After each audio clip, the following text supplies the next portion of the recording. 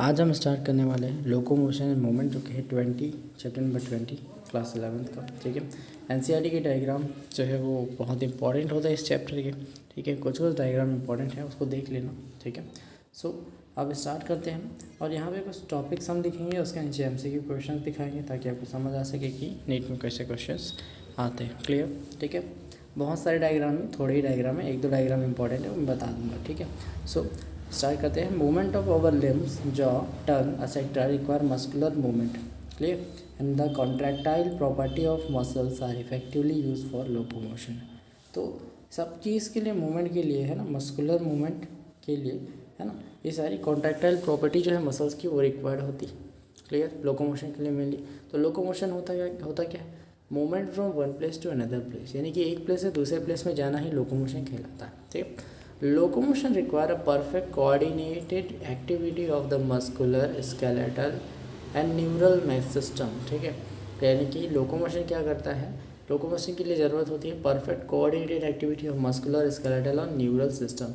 सभी एक साथ काम करेंगे तो ही मूवमेंट होगी, लोकोमोशन होगा। ठीक है, तो अब देखते हैं कि मसल क्या होता है। ठीक है, मसल क्या होता है, सबसे पहले वो देखते हैं। तो मसल देखो, पहला, they are the mesodermal in origin, ये मीजोडर्म से ओरिजिन होते हैं।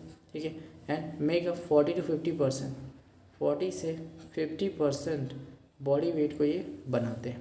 क्लियर? यानी कि ये मीजोडर्म ओरिजिन होते हैं और 40 to 50% हमारे बॉडी वेट का ये होते हैं। ठीक है, second point, it has special properties like excitability, contractility, extensibility and elasticity. ये सारी प्रॉपर्टी मसल्स के अंदर होती है। Third point, 3 types of muscles, skeletal, visceral यानी स्मूथ मसल और कार्डियक मसल होते हैं। ठीक है, 3 टाइप के। ठीक है, चैप्टर 7 से इन तीनों का आपको रिवाइज करना है, स्केलेटल, विसरल, स्मूथ मसल और कार्डियक मसल को। क्लियर? ठीक है, in this chapter we discuss only skeletal muscle. हम स्केलेटल मसल को डिटेल में पढ़ने वाले हैं। तो सबसे पहला, स्केलेटल मसल होता क्या? तो पहला point, they are the voluntary and striated. ठीक है, ये वॉलेंट्री अपने कंट्रोल में होता है और स्ट्रिएटेड यानी कि स्ट्रिप्शंस पाए जाते हैं इसमें। Clear? Second point, each skeletal muscle is made up of number of muscle bundles, जिसे हम फेसाइकल्स कहते हैं, जो एक साथ रहते हैं, held together by common collagenous connective tissue layer called fascia. ठीक है, तो हर skeletal muscle number of muscle bundle से यानी फेसिकल से बनता है, जो कि एक साथ रहते हैं by common collagenous connective tissue layer called fascia. Fascia की लेयर के थ्रू एक साथ बंधे रहते हैं। ठीक है, third point, each muscle bundle contains number of muscle fibres which has plasma membrane, यानी कि हर मसल बंडल कंटेन करता है नंबर ऑफ मसल फाइबर्स जिसमें प्लाज्मा मेम्ब्रेन होता है, उसको हम बोलते हैं, उसके प्लाज्मा मेम्ब्रेन को बोलते हैं सार्कोप्लाज्मा या सार्को है ना लीमा। जो इसके प्लाज्मा मेम्ब्रेन देखो क्या होता है, सेल मेम्ब्रेन होता है, वैसे ही सार्कोप्लाज्मा होता है, साइटोप्लाज्मा के जैसा, उसको कवर करने वाले को बोलते हैं sarcolemma, like cell membrane. Clear? चौथा पॉइंट क्या है, sarcoplasm of the muscle fibres contain many nuclei that is syncytiums, यानी कि देखो एक साइटोप्लाज्मा में बहुत सारे न्यूक्लियस हो तो उसे हम बोलते हैं सिंसाइडियम। क्लियर? यहाँ पे लिखा हुआ है स्पेलिंग सिंसाइडियम। क्लियर जी? ठीक है, पांचवा पॉइंट जो कि बहुत इंपॉर्टेंट है, सार्कोप्लाज्मिक रेटिकुलम, जैसे कि एंडोप्लाज्मिक रेटिकुलम होता है वैसे मसल में सार्कोप्लाज्मिक रेटिकुलम होता है, is the store house of calcium ions. ठीक है, तो एक्साइटेशन के टाइम पे यहीं से कैल्शियम आयन जो है वो निकलते हैं। क्लियर? तो सार्कोप्लाज्मिक रेटिकुलम में वो स्टोर हाउस है किसका, कैल्शियम आयंस का। Clear? presence of myofilaments, large number of parallelly arranged filaments। ठीक है, जिसे हम मायोफिब्रिल कहते हैं। ठीक है, सपोज करो बहुत सारे गुच्छे में, 1 2 3 4 ऐसे गुच्छे में एक साथ है, तो उन फिब्रिल्स को एक साथ हम क्या कहते हैं, मायोफिब्रिल्स या मायोफिलामेंट्स कहते हैं, जो कि पैरेलली अरेंज फिलामेंट होता है, दैट इज इन सार्कोप्लाज्मा में प्रेजेंट रहते हैं, characteristic feature of muscle fibre. ठीक है, ओके। तो 7 point, each myofibril has alternate light and dark bands, यानी कि लाइट बैंड को आई बैंड कहते हैं और डार्क बैंड को ए बैंड कहते हैं। आई बैंड मतलब आइसोट्रोपिक बैंड, ए बैंड मतलब एन आइसोट्रोपिक बैंड, जो कि स्ट्रिएशंस के रूप में दिखाई देती है। यही अल्टरनेट आई बैंड और ए बैंड जो है अल्टरनेट स्ट्रिएशंस के रूप में दिखाई देती है। स्ट्रिएशंस का मतलब होता है पट्टी के जैसा। किसके जैसा? पट्टी के जैसा, जिसमें है ना किसी में पट्टी बंधी हो वैसा दिखाई देता है। ठीक। 8वां point, light bands contain actin protein called so called as I band, isotropic band. ठीक है, लाइट बैंड में एक्टिन प्रोटीन होती है जो कि थिन होता है एंड इसे कहते हैं आइसोट्रॉपिक बैंड, आई बैंड। ठीक है, डार्क बैंड्स कंटेन मायोसिन, मोटा वाला पिगमेंट मतलब प्रोटीन, ठीक है, जो कि थिक होता है, तो इसलिए इसको बोलते हैं A band an isotropic band. ठीक है, 10वां पॉइंट देखते हैं, in the centre of each I band N elastic fibre called Z line, यानी कि हर आई बैंड के सेंटर पे, मान लो ये आई बैंड है, उसके सेंटर पे एक जेड लाइन होती है, जेड लाइन बाइसेक्ट करता है उसको दो भागों में। ठीक है, and thin filament actin tightly firmly attach to Z line, यानी कि ये जेड लाइन है ना, ये आई बैंड है। ठीक है, तो इसी जेड लाइन से ऐसे ये एक्टिन फिलामेंट्स जो है अटैच रहते हैं। क्लियर, समझ आया? ठीक है, 11वां point, thick filament myosin A band में है ना, that is in the A band also held together in the middle of this band by thin fibrous membrane called M line। यानी कि देखो ये M line है और ये A band है, तो इसमें भी थिन फाइब्रस मेम्ब्रेन से कौन जुड़ा होता है? M line से। कौन? A bands। क्लियर है जी, है ना, यानी कि थिक फिलामेंट मायोसिन जो है ए बैंड में ना इस M line मेम्ब्रेन जो M line जो है यानी कि फाइब्रस मेम्ब्रेन है उससे जुड़ा होता है मायोसिन। क्लियर, जो कि है थिक फिलामेंट। अब नोट क्या करना है, Z line formed by the elastic fibre, Z line elastic fibre से बना है, एम लाइन बना है थिन फाइब्रस मेम्ब्रेन से। ठीक है जी, सो जेड लाइन जो है वो बना है इलास्टिक फाइबर से, एम लाइन बना है थिन फाइब्रस मेम्ब्रेन से। ठीक है, फिर से देख लो, Z line is formed by elastic fibre, M line is formed by the thin fibrous membrane. ठीक है, 12वां पॉइंट देखिए जो इंपॉर्टेंट है, the portion of the myofibril between two successive Z lines considered as functional unit of contraction is called sarcomere, है ना, यानी कि जो पोर्शन है मायोफिब्रिल का बिटवीन दो सक्सेसिव जेड लाइंस है उसको हम बोलते हैं क्या? Functional unit of contraction is called sarcomere. दो जेड लाइंस के बीच का एरिया इतना, उसको हम सार्कोमियर बोलते हैं, जो कि फंक्शनल यूनिट है फॉर कॉन्ट्रैक्शन, यहीं पे कॉन्ट्रैक्शन इसी की वजह से होता है। ठीक है, 13 point, the central part of the thick filament myosin not overlap bye the thin filaments is called H zone. यानी कि देखो central part of the thick filament यानी कि मायोसिन, ठीक है, यहाँ पे थिक फिलामेंट मायोसिन दिख रहा है, ये इसका सेंटर पार्ट ये दिख रहा है खाली खाली, ये खाली खाली, not overlap bye thin filaments, यानी यहाँ पे एक्टिन ये है उस वो ओवरलैप नहीं कर पाया है ना, खाली स्पेस बचा दिए, उसी खाली स्पेस को हम एच जोन कहते हैं। क्लियर है जी, जैसे एच जोन का मतलब क्या होता है? Hansen's zone, Hansen's zone. अब ध्यान से देखो जो मैंने पढ़ा है, ठीक है, जो बताया उसको एक बार देख लेते हैं अच्छे से। ठीक है, सो यहाँ पे दो जेड लाइन्स दिख रहे हैं, उससे अटैच आपको एक्टिन, यहाँ पे थिन फिलामेंट्स एक्टिन दिख रहे होंगे। क्लियर जी, ठीक है, और यहाँ पे आई बैंड्स दिख रहे हैं, है ना, इतना आई बैंड्स, ये थिक फिलामेंट मायोसिन है। क्लियर, यहाँ से यहाँ तक ये पूरा का पूरा ए बैंड है। क्या है? ए बैंड है। क्लियर, समझ आया? देखो ए बैंड और आई बैंड क्या होता है? ए बैंड जो होता है थोड़ा सा डार्क रहेगा, ठीक है, आई बैंड थोड़ा सा ऐसे क्या होगा, थोड़ा सा बस इतना एरिया जो है वो थोड़ा फीका फीका लगेगा। ठीक है, यानी कि डार्क, फिर इतना डार्क, फिर एकदम थोड़ा मतलब कम डार्क, ठीक है, फिर एकदम से डार्क, फिर कम डार्क, तो स्ट्रिएशंस की तरह दिखेगा। तो इतना एरिया क्या है? ए बैंड है। इतना एरिया क्या है? ए बैंड है। देन यहाँ से यहाँ तक ये आई बैंड हो जाता है, फिर इतना एरिया, ये इतना एरिया आई बैंड हो जाएगा, फिर इतना एरिया आगे जाके ए बैंड बनाएगा। क्लियर, तो समझ आया ए बैंड आई बैंड। ठीक है, अब आई बैंड पे जेड लाइन पास कर रहा है, बाइसेक्ट कर रहा है, और उसमें एक्टिन फिलामेंट्स, थिन फिलामेंट्स जुड़ रहे हैं, अटैच हैं। ठीक वैसे ही जैसे यहाँ पे ए बैंड पे थिक फिलामेंट मायोसिन अटैच्ड है, ठीक, और उनके बीच में एक एम लाइन बाइसेक्ट करेगी, एम लाइन बाइसेक्ट करेगी, नहीं दिखाई देगा लेकिन वो बाइसेक्ट करती है। क्लियर है जी, और यही दो जेड लाइन के बीच का एरिया सार्कोमेयर कहलाता है, बिटवीन टू जेड लाइन्स। और इसमें क्या होता है, ये इधर आ जाता है ना, थोड़ा ओवरलैप करता है ना, कभी कभी ओवरलैप करता है, फिर दूर जाता है। ठीक है, तो ये कॉन्ट्रैक्शन, पास आया तो कॉन्ट्रैक्शन, दूर गया तो रिलैक्सेशन, उसी से मसल्स का कॉन्ट्रैक्शन और रिलैक्सेशन होता है। ठीक है, तो नोट क्या करना है, एम लाइन इमेजिनरी है, इमेजिन करो कि बीच से काट रहा है। ठीक है, और ये फिगर का नाम है मसल्स फाइबर शोइंग सार्कोमियर। हमारा मेन चीज़ दिखाना था सार्कोमियर बस।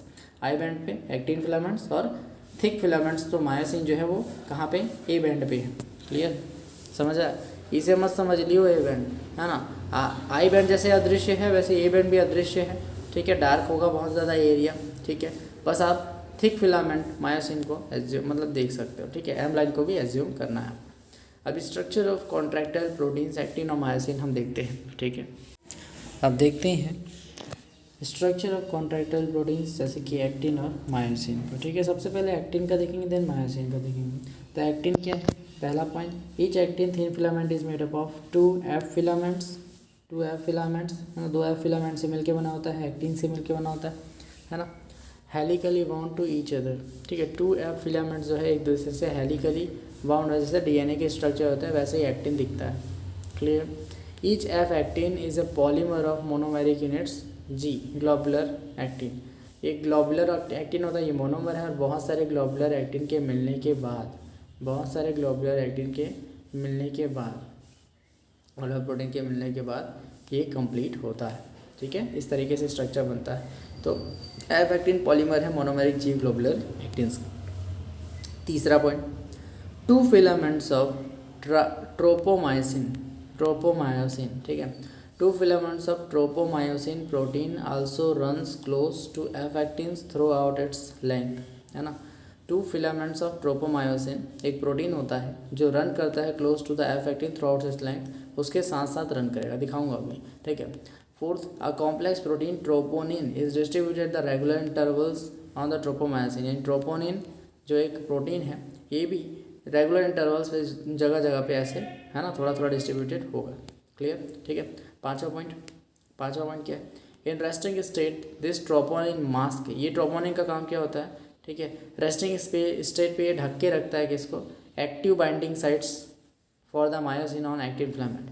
यानी एक्टिन फिलामेंट पे जो बाइंडिंग साइट होगा, है ना, मायोसिन के लिए, उसको मास्क ढक करके रखेगा, है ना। यही इसका ट्रोपोनिन का काम होता है। आप ध्यान से देखो स्ट्रक्चर में, तो ग्लोबुलर एक्टिन प्रोटीन्स दिख रहे हैं। ये एक सिंगल यूनिट को क्या बोलेंगे, ग्लोबुलर एक्टिन। सिंगल सिंगल को बोलते हैं, ठीक है। और यही बहुत सारे हो जाते हैं, डीएनए का टाइप का स्ट्रक्चर बनाते हैं तो उसे बोलते हैं एफ एक्टिन। क्लियर। अब उसमें एफ एक्टिन में पैरेलली ऐसे रन कर रहा होगा, देखो ध्यान से, तो इसे बोलते हैं क्या, ट्रोपोमायोसिन प्रोटीन, ठीक है। और रेगुलर इंटरवल्स पे जो प्रोटीन है जो कि एक्टिव बाइंडिंग साइट्स को, है ना, ढक के रखेंगे एक्टिन का, वो है ट्रोपोनिन। क्या है, ट्रोपोनिन, ठीक। सेकेंड देखते हैं मायोसिन। मायोसिन जो है वो थिक फिलामेंट, क्या है, थिक फिलामेंट, ठीक है। उसके बारे में देखते हैं। तो मायोसिन थिक फिलामेंट होता है। पहला point, it is made by many meromyosins, यानी मोनोमेरिक प्रोटीन्स, ठीक है। किससे बनता है, बहुत सारे मेरोमायोसिन्स यानी मोनोमेरिक प्रोटीन से मिलकर बनता है। Second point, each meromyosin has 2 parts. Meromyosin के भी 2 पार्ट्स हैं, एक ग्लोबुलर हेड होता है with short arm called heavy meromyosin and tail portion called light meromyosin. यानी कि globular head with short arm को हम हैवी मेरोमायोसिन HM कहते हैं, और ओनली टेल पोर्शन को हम लाइट मेरोमायोसिन LM कहते हैं। क्लियर जी। थर्ड पॉइंट देखते हैं। थर्ड पॉइंट क्या कहता है, ठीक है। थर्ड पॉइंट क्या कहता है कि globular head is an active ATPase enzyme. Globular head पे एक एक्टिव ATPase एंजाइम होता है and has binding site for the ATP and active binding sites for actin, ठीक है। तो ग्लोबुलर हेड जो है वो एक्टिव ATPase एंजाइम है और उसमें बाइंडिंग साइट है ATP के लिए और एक्टिन के लिए भी बाइंडिंग साइट है। तो ध्यान से देखते हैं मायोसिन का स्ट्रक्चर, ठीक है। तो ये ग्लोबुलर हेड है उसका, और ये आर्म है और ये टेल है। क्लियर। शॉर्ट आर्म कौन सा है, ये शॉर्ट आर्म है। हेड एंड शॉर्ट आर्म दोनों ये कंबाइन है इतना।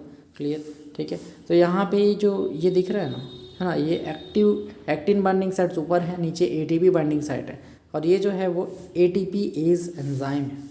इसके अंदर क्या है, ATPase एंजाइम है जिसमें एक्टिन बाइंडिंग साइट्स और ATP बाइंडिंग साइट्स हैं। क्लियर जी। चलो, मैकेनिज्म ऑफ मसल कॉन्ट्रैक्शन, यानी कि मसल का कॉन्ट्रैक्शन कैसे होता है वो देख लेते हैं। बहुत ज़बरदस्त प्रोसेस है, ठीक है। So muscle contraction occurs by sliding of the thin filament over the thick filament, यानी कि स्लाइडिंग फिलामेंट के थ्रू, स्लाइडिंग मैकेनिज्म के थ्रू कॉन्ट्रैक्शन होता है। Muscle contraction occurs by the sliding of thin filament, यानी एक्टिन का sliding होगा thick filament के ऊपर यानी मायोसिन के ऊपर, ठीक है। सबसे पहले सेंट्रल नर्वस सिस्टम सेंड करेगा नर्व इम्पल्स और नर्व सिग्नल्स, ठीक है, via motor neuron. Motor neuron के थ्रू सीएनएस सेंड करेगा नर्व इम्पल्स या नर्व सिग्नल्स को, ठीक है, कहाँ पे, न्यूरोमस्कुलर जंक्शन को, ठीक है। अब न्यूरोमस्कुलर जंक्शन क्या होता है, it is junction between the motor neuron and sarcolemma of muscle fibre called neuromuscular junction, ठीक है। सार्कोलिमा क्या होता है, plasma membrane of muscle fibre को हम सार्कोलिमा कहते हैं। तो मोटर न्यूरॉन और सार्कोलिमा के बीच के जंक्शन को हम न्यूरोमस्कुलर जंक्शन कहते हैं, ठीक है।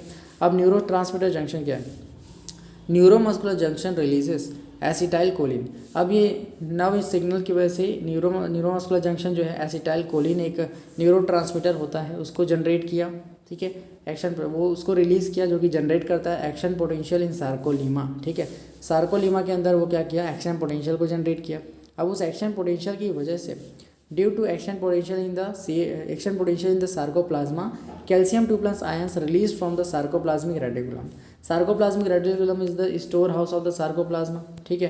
तो क्या किया, एक्शन पोटेंशियल की वजह से कैल्शियम 2+ आयन जो है रिलीज हुआ सार्कोप्लाज्मिक रेटिकुलम से इनटू सार्कोप्लाज्मा। ये देखो एंडोप्लाज्मिक रेटिकुलम होता है, तो वैसे सार्कोप्लाज्मिक रेटिकुलम से रिलीज हुआ कैल्शियम 2+ आयंस और साइटोप्लाज्मा यानी कि सार्कोप्लाज्मा में आया मसल फाइबर के, ठीक है। अब Ca2+ ions bind to the troponin. अब जो हमने पढ़ा था ट्रोपोनिन है ना, ये ग्लोबुलर इसके ऊपर है ना, ट्रोपोनिन ऐसे ऐसे छोटे छोटे थे, उसके साथ है ना Ca2+ आयन जो है बाइंड करेगा ट्रोपोनिन के साथ एंड रिमूव करेगा इसकी मास्किंग को, यानी कवर को हटा देगा एक्टिन का, ठीक है। एक्टिव बाइंडिंग साइट जो था ना एक्टिन में मायोसिन के लिए, ठीक है, उसको हटा देगा है ना, और तैयार करेगा एक्टिन को कि वो बाइंड हो सकता है, स्लाइड कर सकता है मायोसिन के ऊपर, ठीक है। अब क्या होगा, by using energy ATP hydrolysis, यानी कि एटीपी टूटेगा एडीपी और फॉस्फेट में, ठीक है। एटीपी हाइड्रोलिसिस से एनर्जी निकली है, उसको यूज़ करके मायोसिन का हेड बाइंड करेगा active sites of the actin. Myosin का हेड बाइंड करेगा किसमें, एक्टिव साइट्स ऑफ एक्टिन में है ना, बाइंड करेगा कौन, मायोसिन, ठीक है, एंड फॉर्म्स क्रॉस ब्रिज और एक्टिन मायोसिन कॉम्प्लेक्स, ठीक है। तो मायोसिन आकर एक्टिन में बाइंड करेगा है ना, एक्टिन के साथ बाइंड करेगा और बनाएगा एक्टिन मायोसिन कॉम्प्लेक्स। क्या बनाएगा, एक्टिन मायोसिन कॉम्प्लेक्स बनाएगा, जिसको हम क्रॉस ब्रिज फॉर्मेशन कहते हैं। और कैसे होता है, एटीपी की हाइड्रोलिसिस से एटीपी टूटेगा एडीपी और फॉस्फेट में, जिसकी वजह से एनर्जी को यूज़ करके मायोसिन जो है वो आके टेल है ना उसके बाद तो वो लोकोमोशन करेगा, ठीक है। तो वो आके बाइंड करेगा active sites of the actin के साथ, ठीक है, और इसके बाद ये बन जाएगा क्रॉस ब्रिज फॉर्मेशन या फिर एक्टिन मायोसिन कॉम्प्लेक्स, ठीक है। तो एक्टिन अब क्या करेगा, actin slides over the myosin and contraction occurs, ठीक है। अब एक्टिन क्या करेगा, बिना समय गवाए actin slides over the myosin and contraction होगा, ठीक है। थिक फिलामेंट के ऊपर स्लाइड करेगा और कॉन्ट्रैक्शन हो जाएगा, ठीक है। Myosin releases ADP and phosphate, myosin फिर रिलीज करेगा एडीपी और फॉस्फेट को, जो कि फिर से एटीपी में कन्वर्ट हो जाएंगे, ठीक है, and back to relax state. Now ATP free and cross bridge broken, ठीक है। देखो जैसे ही एटीपी टूटता है, एटीपी टूटेगा एडीपी और फॉस्फेट में, ठीक है, तो एनर्जी को यूज़ करके कौन, मायोसिन बाइंड करेगा active binding sites of actin के साथ, ठीक है। जब काम हो जाएगा है ना, कॉन्ट्रैक्शन हो जाएगा, फिर रिलैक्स करने के लिए मायोसिन टूट जाएगा, किससे, मायोसिन जो है एटीपी और फॉस्फेट को रिलीज़ कर देगा और फिर से एटीपी का फॉर्मेशन करवा देगा, है ना। उसकी वजह से क्रॉस ब्रिज फॉर्मेशन जो हुआ था वो फिर से ब्लॉक हो जाएगा, टूट जाएगा, ठीक है। So ATP again hydrolyse by myosin head and cycle continue, contraction relaxation continue होगा, यानी कि कॉन्ट्रैक्शन का मतलब क्रॉस ब्रिज फॉर्मेशन, रिलैक्सेशन का मतलब cross bridge broken, breaking of cross bridge, ठीक है। तो हाइड्रोलिसिस का मतलब एटीपी से एडीपी और फॉस्फेट का बनना। तो नोट क्या करना है, shortening of sarcomere lead to contraction. Contraction क्यों होता है, क्योंकि सार्कोमियर शॉर्ट हो जाता है, इस तरफ से बताया मैंने है ना। सार्कोमियर है वो छोटा हो जाएगा तो कॉन्ट्रैक्शन होगा, दूर जाएगा तो बड़ा होगा तो रिलैक्सेशन होगा, क्लियर जी। अब यहाँ पे दो टाइप के फाइबर्स पाए जाते हैं, उनके बारे में देखते हैं। यहाँ पे दो टाइप के फाइबर्स होते हैं, रेड फाइबर्स, वाइट फाइबर्स, है ना, मसल फाइबर्स होते हैं। तो रेड फाइबर्स के बारे में देखते हैं, देन वाइट फाइबर्स देखेंगे। तो पहला point, these muscles contain red coloured oxygen storing pigment, red colour का ऑक्सीजन स्टोरिंग पिगमेंट जो होता है कॉल्ड मायोग्लोबिन, उसको कंटेन करते हैं, which gives its reddish appearance, ठीक है। तो रेड फाइबर्स में जो मसल्स होते हैं ना, वो रेड कलर के ऑक्सीजन स्टोरिंग पिगमेंट कंटेन करते हैं, जिसको मायोग्लोबिन के नाम से जाना जाता है, which gives it reddish appearance, ठीक है जी। लार्ज अमाउंट में होता है ना, लार्ज अमाउंट में होता है, clear, myoglobin. Second point, number of mitochondria is very high which utilises the large amount of O2 to form for production of ATP, ठीक है जी। समझ रहे हो। तीसरा point, this muscles also called aerobic muscle, इसे एरोबिक मसल भी कहा जाता है। सेकंड देखते हैं वाइट फाइबर्स को।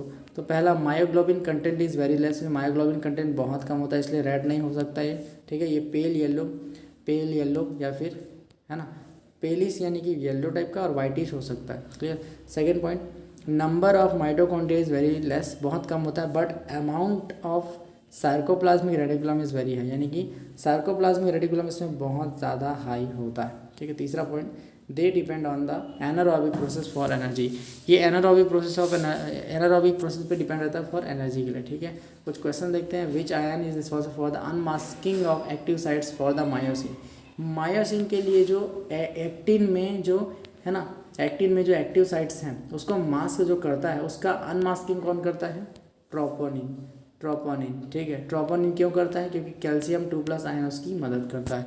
हमें पूछा है प्रोटीन नहीं पूछा, हमें आयन पूछा है। प्रोटीन पूछता तो ट्रोपोनिन आंसर होता है, आयन पूछा तो कैल्शियम आयन जो है वो उत्तर होगा। अगर अच्छे से पूछा जाए तो कैल्शियम 2+ आयन हो वो अनमास्क करता है, ठीक है। Next question, stimulation of muscle fibre by a motor neuron occurs at neuromuscular junction, clear जी, ठीक है। नेक्स्ट क्वेश्चन देखते हैं, the contractile portion of skeleton muscles involving ATP is जिसके पास ATPase होगा वो कौन है, मायोसिन के पास दो चीज़ें होती हैं, active binding sites for the ATP and actin के लिए बाइंडिंग साइट होती है और ATP के लिए भी बाइंडिंग साइट होती है मायोसिन के पास, उसी को पूछा है बस। अब नेक्स्ट पार्ट में हम करेंगे स्केलेटल मसल्स, स्केलेटल सिस्टम को, शुरू में बोन्स वगैरह का नंबर देखेंगे।